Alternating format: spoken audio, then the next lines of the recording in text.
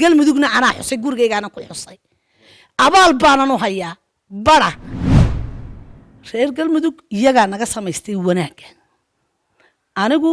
waan xusi jiray halka irir Soomaali markaan ku soo dhaweynay soo xukuumadii hore ma joogin ma joogin de aniga hay weydiinada adigu ba ka jabo adigiin hoos cararay markaan irir Soomaaliya soo dhaweynay in halka ku soo dhaweynay عليكم ورحمة الله تعالى وبركاته داود يا الملك استود نجا حلنتين ودنا داون سان لقمان ميديا تي في waxaan hooygeeda goordhaweed ugu yimid si aan wareys kooban uga qaado qadan Cabdilaahi Maxamed oo ku magac dheer qadan qaran habeenimidkii xalatoola ayaa magaalada Hargeysa ku qabatay munaasabad loogu dabaaldegayo xuska sanad guurada ee asaaska maamulka Galmudug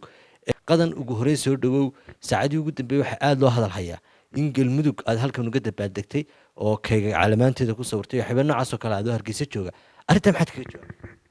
bismillaahir rahmaanir rahiim qumano aad baan ku salaamayaa Hargeysadan joogo Hargeysa waa Soomaaliland waa dawlad madax banaan waa xaweeyaan waa qaran tisqaaday waa jamhuuriyad barakaysan waxa weeyaan waa dimuqraadiyad ma aha local Soomaaliland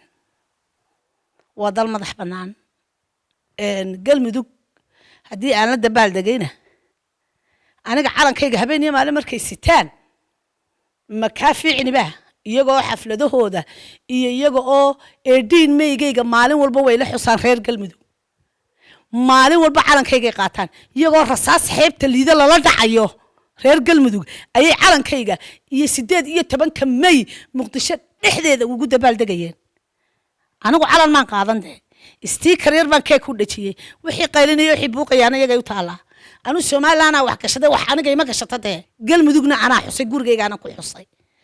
abaal baanan u hayaa bara maalin walbana hadda jas Soomaali weyn on cid ka maqnayn buu calankaygu xalay ka dhex babanayay Muqdisho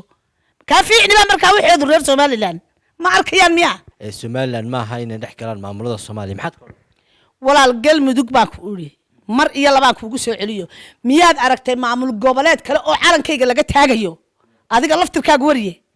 miyaad aragtay ma aragtay de galmudug mooyaane calanka Soomaaliland oo ka babanaya meel kale miyaad aragtay ma arag adiga laftirkaaga wariye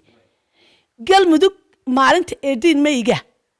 way ila damqadaan oo way ila dareen oo way la xusaan ilaa askartooda ay la xustaan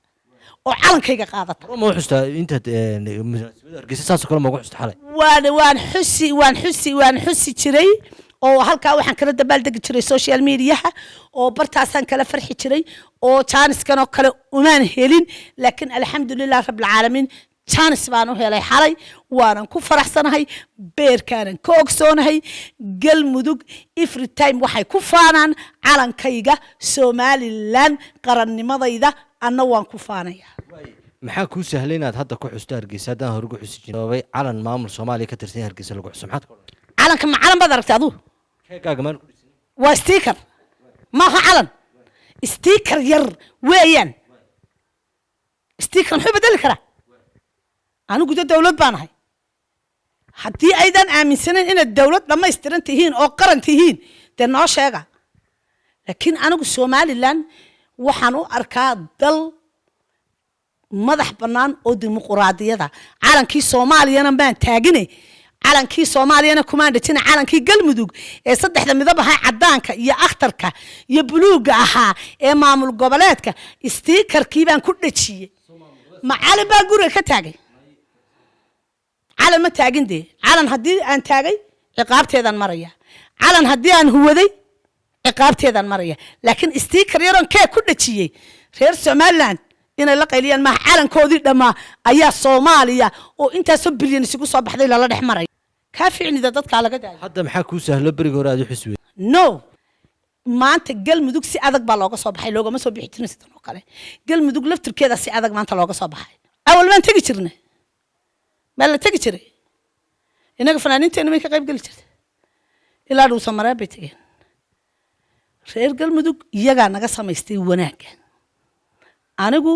waan xusi jiray halka irir Soomaali markaan ku soo dhaweynay soo